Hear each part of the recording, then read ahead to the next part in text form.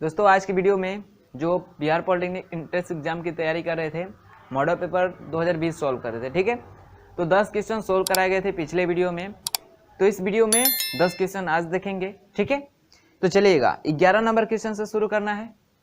ठीक है, तो चलिएगा हम लोग बात करते हैं बिहार पॉलिटेक्निक की, तो इसमें 11 नंबर क्वेश्चन से शुरू करना है। ठीक है, 11 नंबर क्वेश्चन से देखिएगा क्या कर रहा है।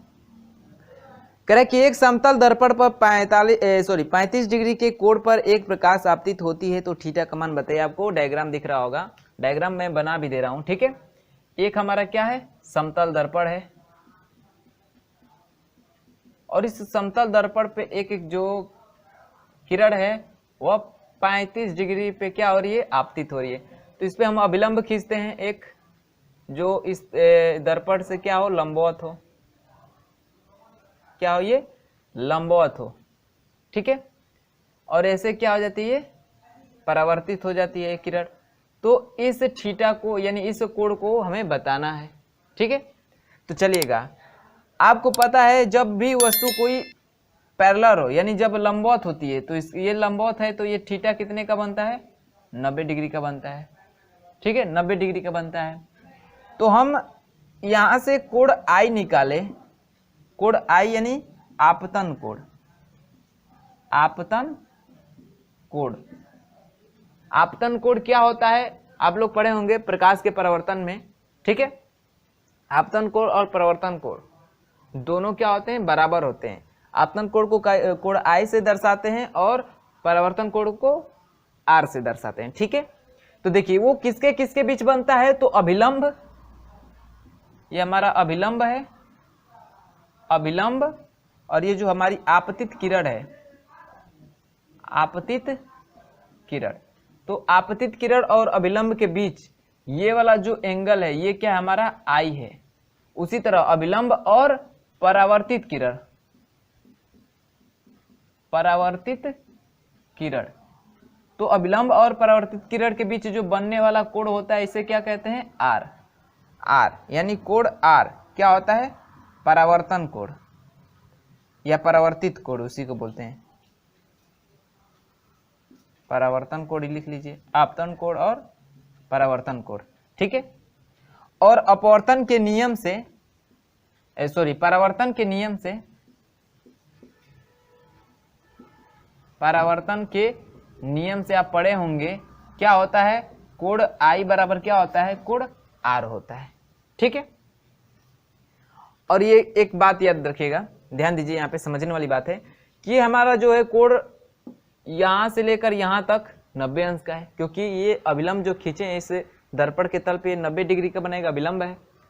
इस 90 में से इतना जो एंगल है ये वाला 35 है, तो ये कितना बचेगा, तो क्या हो जाएगा, कोण आई बराबर क्या हो जाएगा, 90 माइनस 35 कितना हो जाएगा, 55 अंश। कितना हो जाएगा, 55 अंश। ठीक है, और परावर्तन के नियम से कोण आई बराबर कोण आर होता है, तो क्या हो जाएगा, कोण आई बराबर कोण आर, यानी इसका मतलब कोण आर बराबर भी क्या हो जाएगा, 55 अंश।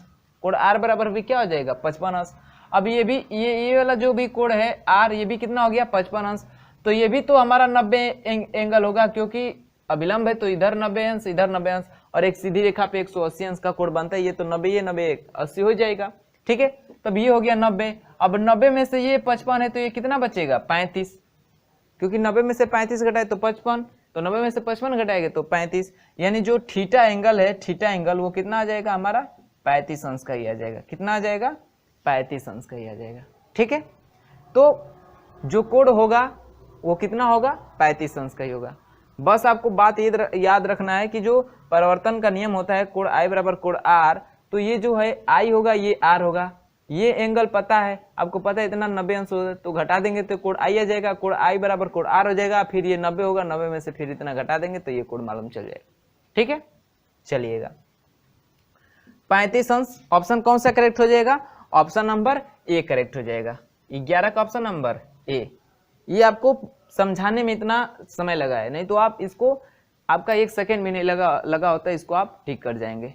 ठीक है, चलिएगा अगला देखते हैं 12 नंबर क्वेश्चन। 12 नंबर में कह रहा है कि निम्नलिखित में से कौन सा दर्पण किसी बिंदु पर प्रकाश को केंद्रित करने में प्रयोग किया जाता है। ठीक है, यानी ऐसा दर्पण बताइए जो किरण आ रही होंगी तो उसको एक तरफ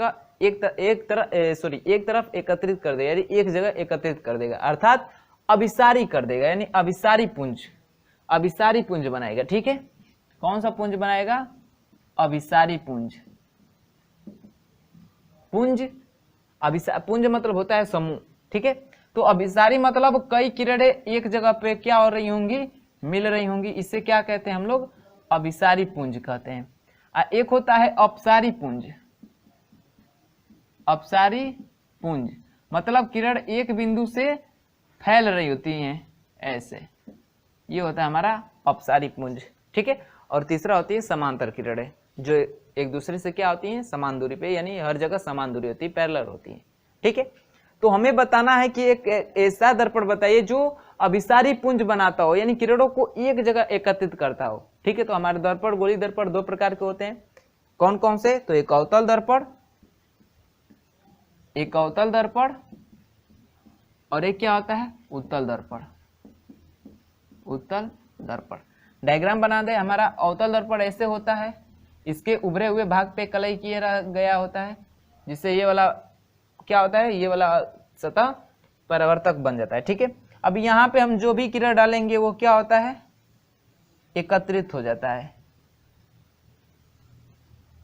ठीक है, एक जगह क्या हो जाता है? एकत्रित होता है। देखिए ये किरण गई, अब इधर से आके एक बिंदु पे मिल रही हैं, ये तो इधर से जा रही हैं और आके एक बिंदु पे मिल रही हैं। देखिए ये किरण एक बिंदु पे मिल रही, तो हमारा कौन सा बनाता है? अभिसारी पुंज। तो जो हमारा अवतल दर्पण होता है ये हमारा क्या होता है? अभिसारी पुंज बनाता है, इसलिए उसको हम बोलते हैं, एक और नाम दे देते हैं, अभिसारी दर्पण। अभिसारी दर्पण कहते हैं। ठीक है, और जो उत्तल दर्पण होता है ये किरणों को फैलाता है। क्या करता है? कि इसका ऐसे होता है, इसके दबे हुए भाग पे पालिश किया जाता है। ठीक है, इस पे जो किरण पड़ती है उसको क्या करता है? ये फैला देता है। ठीक है, इस पे जो किरण डालेंगे वो क्या करेगा? इसको फैला देगा ऐसे। ठीक है, फैलाने का काम करता है। तो इसको फैलाने का काम करता है, यानी अपसारी पुंज का निर्माण करता है, इसलिए इसको हम कहते हैं, इस दर्पण को अपसारी दर्पण। अपसारी दर्पण। ठीक है, अपसारी दर्पण भी कहते हैं। तो हमसे पूछा क्या है कि निम्नलिखित में से कौन सा दर्पण किसी बिंदु पर प्रकाश को केंद्रित करने में प्रयोग किया जाता है? यानी प्रकाश आ रही होंगे, उसको एक जगह पे केंद्रित करना है, तो किस दर्पण का प्रयोग करेंगे? अभिसारी दर्पण। यानी अभिसारी कर उस किरणों को एक जगह एकत्रित करे तो कौन सा है? हमारा अवतल दर्पण। ठीक है, अवतल दर्पण। यही लेंस की बात करें तो मैंने बताया कि जो अवतल दर्पण, यानी जो दर्पण में अवतल दर्पण उत्तल दर्पण की जो प्रतिबिंब बनने की कंडीशन है लेंस में चेंज हो जाती है। यानी अवतल दर्पण का ऑपोजिट क्या होगा? उत्तल लेंस होगा, और उत्तल दर्पण का यानी उत्तल का अपोजिट क्या होगा? अवतल। तो अवतल लेंस। ठीक है, मैंने बताया कि जो चिन्ह प्रॉपर्टी का नियम वो चेंज नहीं होता है, लेकिन इसके जो प्रॉपर्टी हैं, गुण हैं, जैसे प्रतिबिंब बनने की स्थिति या जो ये अभिसारी अपसारी, ये चेंज हो जाता है। हमारा अवतल दर्पण को अभिसारी दर्पण कहते हैं, तो लेंस में उत्तल लेंस को हम क्या कहेंगे? अभिसारी दर्पण। अभिसारी लेंस कहेंगे। ठीक है, और यहाँ पे उत्तल दर्पण को हम अपसारी दर्पण कर रहे हैं, तो उत्तल का अपोजिट क्या होगा? अवतल। तो इस अवतल को कहते हैं हम अपसारी लेंस।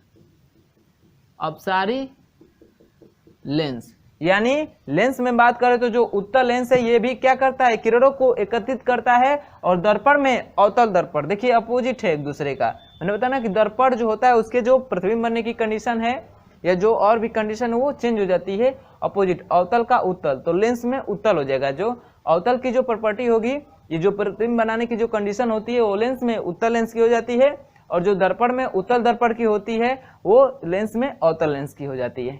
ठीक है, इतनी बात समझ में आई है। तो एकत्रित कौन करेगा? दर्पण की बात कर रहे हैं यहाँ पे, तो हमारा कौन करेगा?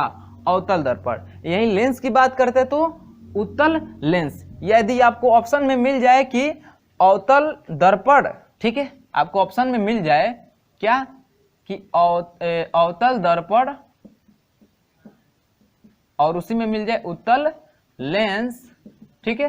तो इन दोनों को हम टिक करेंगे, अवतल दर्पण और उत्तल लेंस, ठीक है। यदि ऐसा ऑप्शन हो कि ऑप्शन दे दे ऐसे आपका कि समतल दर्पण, अवतल दर्पण, सी में दे दे अवतल दर्पण उत्तल लेंस दोनों, और डी में दे दे उत्तल लेंस, तो किसको मारेंगे आप? अवतल दर्पण और उत्तल लेंस दोनों क्या होते हैं? प्रकाश को एक जगह पे केंद्रित करने में प्रयोग किए जाते हैं, ठीक है। तो यहाँ पे आपको सिर्फ दर्पण दिया है, तो हमारा दर्पण कौन सा हो जाएगा? अवतल दर्पण, इन ऑप्शन नंबर सी करेक्ट हो जाएगा। 12 का ऑप्शन नंबर सी करेक्ट हो जाएगा। समझ में आई होगी? बिल्कुल एकदम डिटेल में समझाए हैं, टाइम लेकर समझाए, इसीलिए मैंने कम क्वेश्चन उठाया है। कम क्वेश्चन उठाएंगे, पूरी समझते हुए उसको चलेंगे, ठीक है। नोट करिएगा इतना, फिर आगे बढ़ते हैं। नोट करिएगा,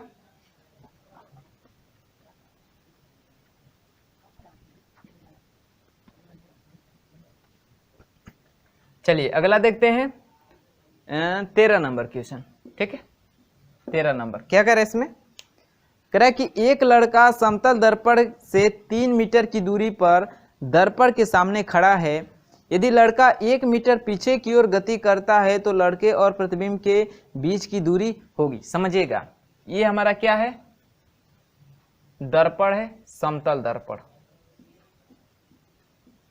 समतल दर्पण। तो समतल दर्पण की एक प्रॉपर्टी पढ़े होंगे कि समतल दर्पण से जितनी दूरी पर वस्तु होगी, कोई भी वस्तु होगी, तो जो उसका प्रतिबिंब बनेगा, मान लीजिए x दूरी पे है, तो जो उसका प्रतिबिंब बनेगा x दूरी पे ही बनेगा, सीधा और आभासी, और वस्तु के बराबर ही बनता है, वस्तु की लंबाई के बराबर बनता है। इतना सबको पता है इसका नियम, ठीक है। तो कह रहा है कि दर्पण से 3 सेंटीमीटर की दूरी पे है वस्तु, तो प्रतिबिंब भी दर्पण से कितनी दूरी पे बनेगा? 3 सेंटीमीटर की दूरी पे बनेगा, ठीक है। 3 मीटर दिया है, सेंटीमीटर नहीं, 3 मीटर। करे ये जो लड़का है दर्पण से 3 सेंटीमीटर की दूरी पे खड़ा है, और ये क्या करता है कि 1 मीटर दर्पण से थोड़ा पीछे की तरफ जाते हैं, यानी इसको और बढ़ा के यहां पे ला दीजिए, ठीक है, यहां पे ला दीजिए। कितना कितना इसको खसकाए हैं? 1 मीटर, यानी ये दर्पण से अब इसकी दूरी कितनी हो जाएगी? 4 मीटर। तो ये प्रतिबिंब भी तो इधर खिसकेगा, क्योंकि जब 1 मीटर ये गया तो प्रतिबिंब भी यहाँ से 1 मीटर इधर जाएगा, यानी प्रतिबिंब हमारा यहाँ पे आ जाएगा। 1 मीटर ये भी खिसकेगा, ठीक है। तो यहाँ से भी अब इसकी दूरी टोटल कितनी हो जाएगी? 4 मीटर। 3 मीटर ये, 1 मीटर ये, 4 मीटर। हमसे पूछा क्या है कि ये जो बच्चा है, ये जो लड़का है, इसके और इसके प्रतिबिंब के बीच की दूरी क्या होगी? तो क्या होगी? बीच में तो दर्पण है, यहाँ पे ये लड़का है और यहाँ पे इसका प्रतिबिंब बना है, तो इसके बीच कुल दूरी कितनी हो गई है? तो 4 ये और 4 ये, यानी ये जो टोटल दूरी हो जाएगी, ये जो टोटल दूरी, ठीक है, ये कितना हो जाएगा? 4 + 4 = 8 मीटर। कितना हो जाएगा? 1 मीटर, ठीक है, 1 मीटर, 8 मीटर, 1 नहीं 8 मीटर। अब दिखाई दे रहा होगा, ठीक है, 8 मीटर। बात समझ में आई है? बिल्कुल सिंपल था, सब लोग कर भी लिए होंगे, ठीक है। तो 8 मीटर, ऑप्शन कौन सा करेक्ट हो जाएगा? ऑप्शन नंबर ए करेक्ट हो जाएगा। 13 का ऑप्शन नंबर ए करेक्ट हो जाएगा, ठीक है। चलिए अगला बात करते हैं 14 नंबर क्वेश्चन की। 14 नंबर क्या कर रहा है कि रेटिना पर प्रतिबिंब कितने समय तक रहता है? रेटिना पे प्रतिबिंब कितने समय तक रहता है? तो जो रेटिना पे प्रतिबिंब होता है वह 1/10 सेकेंड के लिए रहता है, 1/10 सेकेंड के लिए, यानी जो सेकेंड है उसका 10वां भाग के बराबर होता है जो हमारा रेटिना पे प्रतिबिंब रहता है। जैसे मान लीजिए यदि यही टाइम थोड़ा ज्यादा होता, मान लीजिए 1 सेकेंड 2 सेकेंड के लिए रहता, तो क्या होता? जैसे मान लीजिए मैं आपको देख रहा हूँ ना, जब मैं आपसे हटा कोई दूसरी वस्तु देखूंगा तब भी आप ही हमें दिखाई देंगे, क्योंकि जो रेटिना पे प्रतिबिंब बनता है वही तो हमारा मस्तिष्क उसी को रीड करके दिखाता है वो वस्तु, ठीक है। तो प्रतिबिंब बहुत कम समय के लिए हमारे रेटिना पे रहता है, हमेशा मिटता है, उस पर कुछ लिक्विड बहते रहते हैं जो प्रतिबिंब को मिटाते रहते हैं, ठीक है। जैसे जैसे मिटता है जितना जल्दी, उसी तरह जैसे अभी मैंने आपको देखा तो आपका प्रतिबिंब बनेगा तो इमेज आपको रीड करेगा, ठीक है। जैसे मैंने आपसे नजर हटाई तो प्रतिबिंब मिट के फिर उसका प्रतिबिंब बन गया। तो ये बहुत ही कम समय होता है, 1/10 सेकेंड, यानी 1 सेकेंड का 10वां भाग के बराबर जो प्रतिबिंब रहता है हमारे रेटिना पे ठहरता है, ठीक है। चलिएगा, यही यदि समय ज्यादा रहता तो आपको देख के जैसे हटते तो अभी तब भी आप ही हमें, इधर भी देखते तब भी आप ही हमें दिखाई देते, जब तक वो मिट ना जाता तब तक आप ही हमें दिखाई देते। ठीक है, चलिएगा। जैसे आप लोग देखे होंगे कि कोई चमकीली चीजें उस पर देख के ऐसे पलके झपकाते हैं तो वो दिखाई देती है। क्यों? क्योंकि वो भी अच्छी तरीके से मिट नहीं पाई रहती है। ठीक है, अच्छी तरीके से मिट नहीं पाई रहती है तो दिखाई देता है। बात समझ में आई है? चलिएगा, तो इसका ऑप्शन कौन सा करेक्ट हो जाएगा? 1/10 second, option number A correct हो जाएगा। ठीक है, ए करेक्ट हो जाएगा। बात समझ में आई है? चलिएगा, आगे बात करते हैं 15 नंबर क्वेश्चन। 15 नंबर में क्या करा है कि अपवर्तनांक की इकाई है। अपवर्तनांक की इकाई है, क्या होता है भाई अपवर्तनांक की इकाई? n बराबर क्या होता है? वायु में प्रकाश की चाल,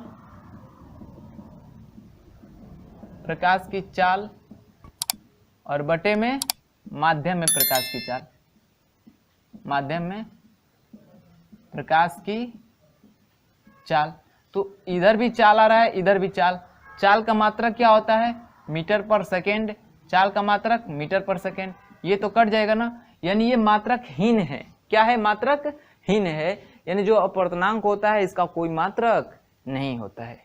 जो अपवर्तनांक होता है इसका कोई मात्रक नहीं होता है। ठीक है, तो हमारा मात्रक नहीं होता है। आप इसका डायोप्टर, डिग्री, मीटर मत मारिएगा, इनमें से कोई नहीं, यानी इसकी कोई इकाई नहीं है, इसका कोई मात्रक नहीं है। तो इसका ऑप्शन नंबर डी करेक्ट कर लीजिए। ठीक है, डी करेक्ट कर लीजिए। बहुत आवाज लटपटा रही है तो क्षमा चाहेंगे, थोड़ी प्यास लग गई है।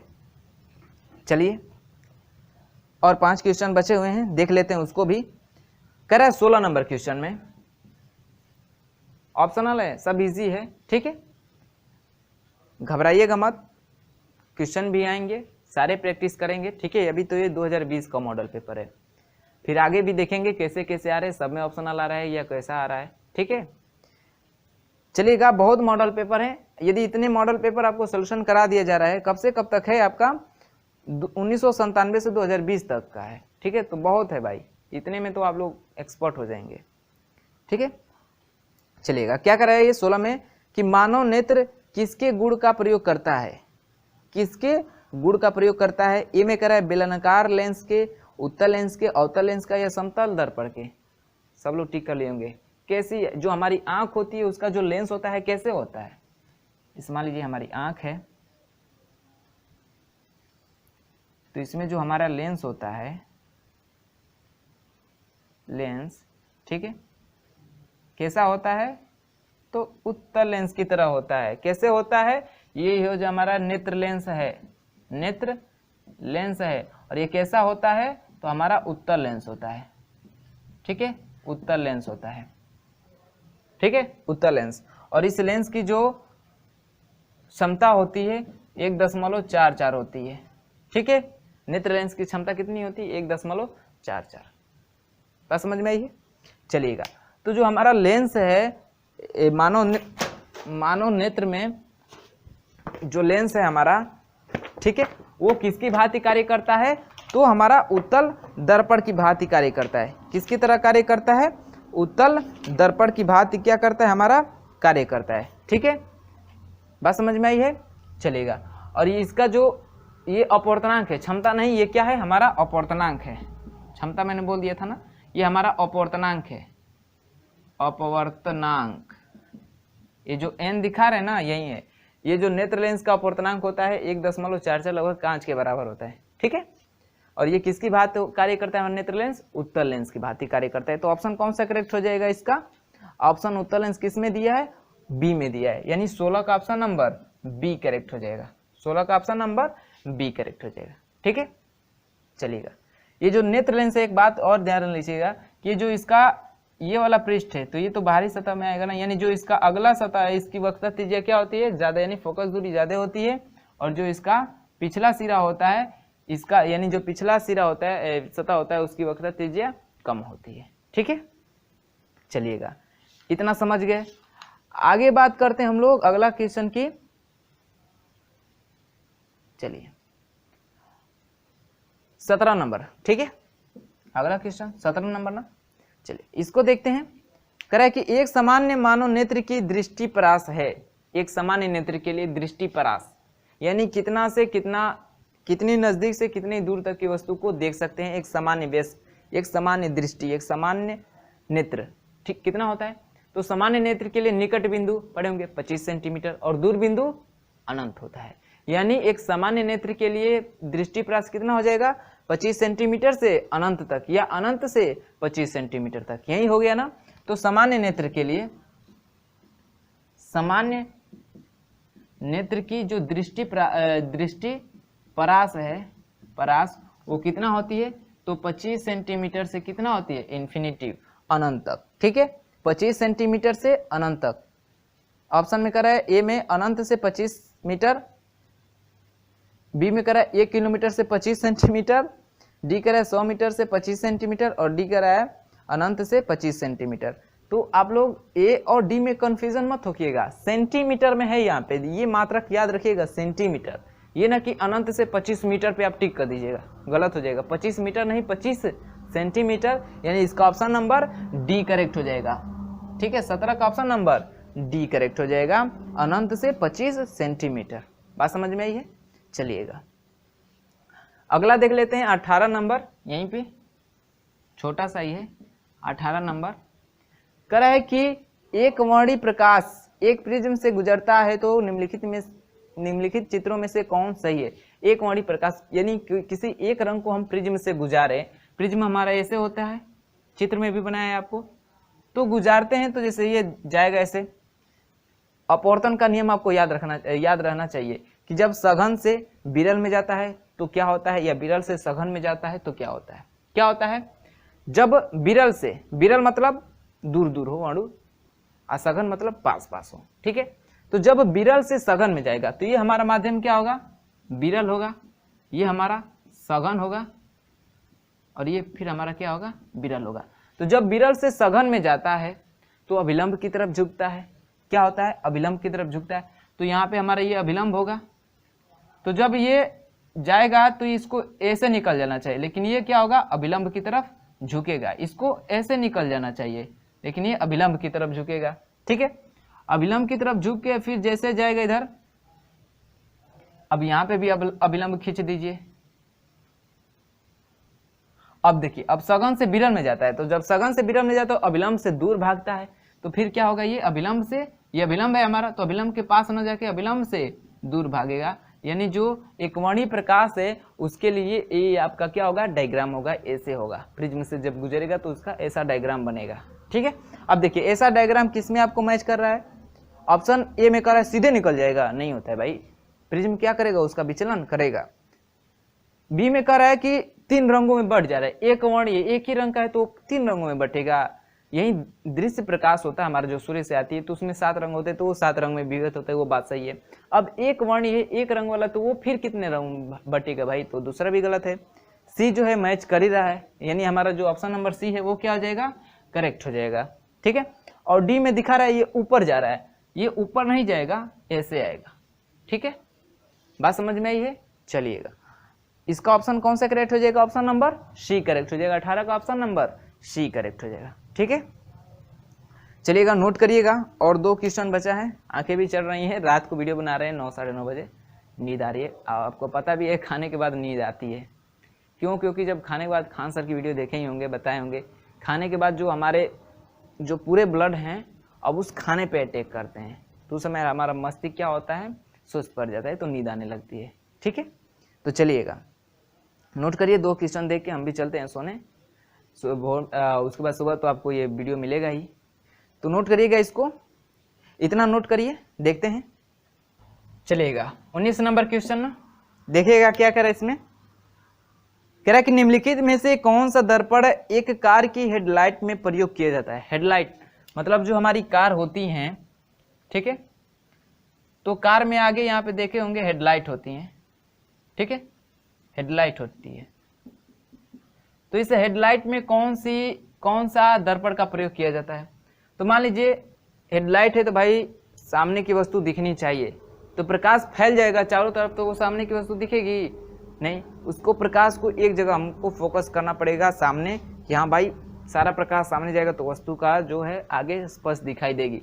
तो इसको क्या करना पड़ेगा, ये जो यहाँ पे जो लैंप लगा है इसके जो प्रकाश है इसको क्या करना पड़ेगा, फैलाने से रोकना पड़ेगा। ये जो फैल रहा है इसको इससे रोकना पड़ेगा, यानी इसको एकत्रित करना पड़ेगा। एकत्रित कौन करता है, हमारा अभिसारी दर्पण, अभिसारी दर्पण। और अभिसारी दर्पण को ही क्या कहते हैं हम, अवतल दर्पण। क्या कहते हैं, अवतल दर्पण। यानी जो हमारा कार होती हैं या जो भी कोई भी गाड़ियां हैं उसके जो हेडलाइट में प्रयोग किया जाता है अवतल दर्पण का प्रयोग किया जाता है। आप लोग थ्योरी में भी पढ़ लेंगे तो अवतल दर्पण उत्तल दर्पण के यूजेस बताए होंगे कि कहाँ कहाँ प्रयोग किया जाता है। तो अवतल दर्पण का आप लोग ये दाढ़ी बनाने में हेडलाइट के रूप में प्रयोग किया जाता है, ये पढ़ लेंगे। ठीक है, तो अवतल दर्पण का प्रयोग किया जाता है कार के हेडलाइट्स में। यहीं जो साइड मिरर होता है उसमें कौन से दर्पण का प्रयोग करते हैं, साइड मिरर में। ठीक है, जो साइड मिरर होता है मिरर, उसमें कौन सा प्रयोग करते हैं, तो हम उत्तल दर्पण का प्रयोग करते हैं, उत्तल दर्पण का। ठीक है, साइड मिरर में उत्तल दर्पण का। बात समझ में आई है, चलिएगा। तो अवतल दर्पण हेडलाइट में कौन सा प्रयोग करेंगे, अवतल दर्पण। ऑप्शन नंबर बी में दिया है, ऑप्शन नंबर बी करेक्ट हो जाएगा। ठीक है, 19 का ऑप्शन नंबर बी करेक्ट हो जाएगा। ठीक है, लास्ट क्वेश्चन देखते हैं, 20 नंबर क्वेश्चन। 20 नंबर यहां पे देख लेते हैं, ये थोड़ा न्यूमेरिकल्स हैं, देख लीजिए। कह रहा है 1 सेकेंड में कितने इलेक्ट्रॉन 1 माइक्रो एम्पियर धारा बनाते हैं, 1 सेकेंड में। यानी टाइम बराबर दिया है 1 सेकेंड। 1 सेकेंड में कितने इलेक्ट्रॉन, हाउ मच इलेक्ट्रॉन, यानी इलेक्ट्रॉनों की संख्या हमें बताना है, कितने इलेक्ट्रॉन। ठीक है, कितने इलेक्ट्रॉन, इलेक्ट्रॉन पे आपको आवेश पता है कितना होता है, 1.6 × 10⁻⁻19 कूलम। तो इलेक्ट्रॉन पे इतना आवेश होता है, यही हमारा बराबर क्या हो जाएगा, क्यू। यानी समझिए क्यू का मान दिया है। ठीक है, तो हम इसको लिख सकते हैं कि क्यू बराबर ई बराबर होता है इतना आवेश। ठीक है, तो 1 सेकेंड में कितने electron 1 micro ampere, 1 micro ampere मतलब धारा, मात्रक से आपको समझना है। 1 माइक्रो एम्पियर यानी धारा, आई बराबर दिया है 1 माइक्रो एम्पियर। 1 माइक्रोन में आपको पता है कितना होता है, 10⁻⁻6, यानी आई बराबर कितना है, 10⁻⁻6 एम्पियर। ये आई का मान हो गया। तो हमें बताना है कि कितने इलेक्ट्रॉन होंगे। ठीक है, तो आपको पता है क्या, Q बराबर क्या होता है, N × E, N × E। ठीक है, N × E होता है, ये होता है हमारा फार्मूला Q बराबर। एक होता है धारा का फार्मूला क्या होता है, I बराबर Q/T, Q/T। तो यहां से रख देंगे, तो यहां से Q का मान निकालेंगे यहां से, तो Q बराबर क्या हो जाएगा, I × T, I × T। ठीक है, थोड़ा इक्वेशन बढ़िया से बना दे। ये होता है I बराबर Q/T, यानी आवेश की प्रवाह दर को हम धारा कहते हैं, और Q बराबर होता है N × E। तो यहाँ से हम Q का मान निकाले तो क्या हो जाएगा, I × T। इसको इक्वेशन फर्स्ट माने, इसको इक्वेशन सेकेंड। तो देखिए Q बराबर N × E है और Q बराबर I × T है, तो ये पक्ष तो आपस में क्या है, बराबर है, Q बराबर Q। तो N × E बराबर क्या हो जाएगा, I × T, यानी N × E बराबर क्या हो जाएगा, I × T। अब सारी वैल्यू दी है, E का भी मान दिया है, I का भी मान दिया है, T का मान, N का मान निकाल लेंगे। ठीक है, N का मान निकाल लेंगे। बात समझ में आई है। तो इक्वेशन फर्स्ट और सेकेंड से हम ये कैलकुलेशन निकाल सकते हैं।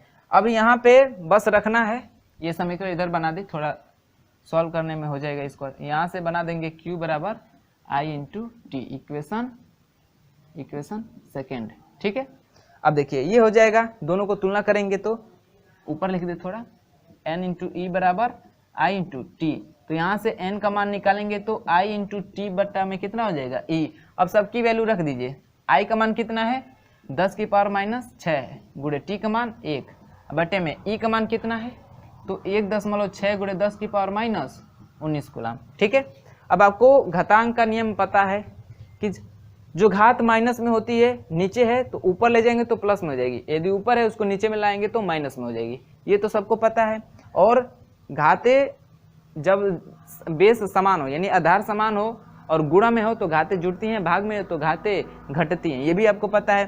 तो यहीं से आप कर सकते हैं, ये 10 है, ये बटे में 10 है, दोनों का बेस समान है, घात -6 है, घात -19 है, तो बटे में तो घाते घटेंगी, घाते घटेंगी मतलब -6 में से -19 घट जाएगा, तो माइनस माइनस प्लस यानी -6 + 19 बराबर कितना हो जाएगा +13। ये से भी कर सकते हैं, या आप क्या करेंगे ऊपर ले जाएंगे, ठीक है, इस घात को ऊपर ले जाएंगे तो माइनस में तो प्लस में हो जाएगा, यानी 1/1.6 गुणे क्या बचेगा 10 की पावर क्या है हमारा -6 है, गुणे इसको ऊपर ले गए हैं तो क्या हो जाएगा 10 की पावर +19 हो जाएगा। अब देखिए इसका भी बेस समान है 10 है, तो घातें जुटेंगी यानी -6 प्लस 19 यानी जुटेगी तो -6 प्लस 19 कितना हो जाएगा +13, जो अभी किए थे वही आ जाएगा, ठीक है।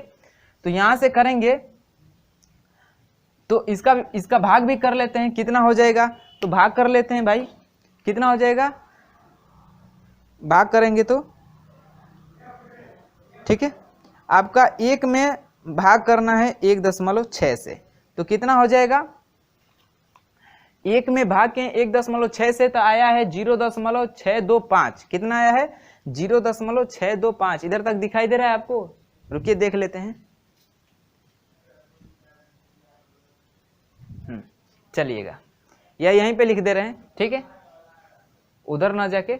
अब देखिए यहां से भाग करेंगे 1 में 1.6 से तो आया है, यानी n बराबर यहाँ पे लिख दे रहे हैं 0.625 गुणे उसको सॉल्व किए तो कितना है 10 की पावर 13 आया है, 10 की पावर 13 आया है, ठीक है। अब ऑप्शन में इतना मैच कर रहा है तो आपको ऑप्शन में इतना मैच कर रहा है नहीं, दशमलव को एक स्थान इधर आपका खिसकाया है, सारे ऑप्शन में देखेंगे तो 6.25 दिया है, तो इसको भी चेंज करेंगे, ठीक है, तो n बराबर कितना हो जाएगा 6.25 गुणे, अब देखिए दशमलव इधर लेके गए हैं ना, दशमलव इधर लेके गए हैं तो जो दशमलव दाएं तरफ जाता है तो घात किस में चढ़ता है माइनस में, जितना स्थान ले जाएंगे, कितना स्थान ले गए एक स्थान ना, तो एक स्थान चढ़ जाएगा, गुणे 10 की पावर क्या है 13 है, फिर -1 का +13 कितना हो जाएगा 12, यानी यही हो जाएगा 6.25 गुणे 10 की पावर 12 इतने इलेक्ट्रॉन, ठीक है, यानी 6.25 गुणे 10 की पावर 12 इलेक्ट्रॉन एक सेकेंड में 1 माइक्रो एम्पियर की धारा क्या करेंगे उत्पन्न करेंगे, तो ऑप्शन कौन सा करेक्ट हो जाएगा 6.25 गुणे 10 की पावर 12, ऑप्शन किसमें दिया है 20 का ऑप्शन नंबर बी, 20 का ऑप्शन नंबर बी करेक्ट हो जाएगा 6.25 गुणे 10 की पावर 12, यानी ये जो 20 नंबर क्वेश्चन है ये इसका सोल्यूशन है, स्टेप बाय स्टेप नोट कर लीजिएगा, थोड़ा ये वाला पार्ट उधर होना चाहिए लेकिन इधर हो गया है, कोई दिक्कत नहीं है ना, नोट कर लीजिएगा, क्योंकि जो वीडियो देखेगा कंटिन्यू तो उसको तो समझ में आ जाएगा ऐसे ऐसे सोल्व आया है, ठीक है। तो इसका ऑप्शन कौन सा करेक्ट हो जाएगा 20 का ऑप्शन नंबर बी करेक्ट हो गया है, बात समझ में आई होगी दोस्तों। तो इस वीडियो में बस इतना ही, 10 क्वेश्चन बड़ी तरीके से सबको समझ में आया है, ठीक है, फुल टाइम हर एक क्वेश्चन पे देके समझाया गया है, तो उम्मीद करता हूँ कि वीडियो आपको अच्छा लगा होगा, पसंद आया होगा तो लाइक कर लीजिएगा और अपने दोस्तों में शेयर भी कर लीजिएगा, ठीक है। और जो लोग भी चैनल पर नए होंगे वो चैनल को सब्सक्राइब करके साथ ही बेल आइकन को प्रेस करके हमारे साथ जुड़ जाएगा, ताकि जब भी हम लोग वीडियो अपलोड करेंगे उसके नोटिफिकेशन आपको समय से मिलते रहेंगे। तो चलिए मिलते हैं अगले वीडियो में इसके पार्ट 3 के साथ, यानी जो 10 क्वेश्चन बचे हुए हैं उसको अगले वीडियो में देख लेते हैं, उससे हमारा उसको सॉल्व कर लेंगे तो हमारा एक मॉडल पेपर कंप्लीट हो जाएगा, ठीक है। तो चलिए मिलते हैं अगले वीडियो में, तब तक के लिए बाय बाय, धन्यवाद।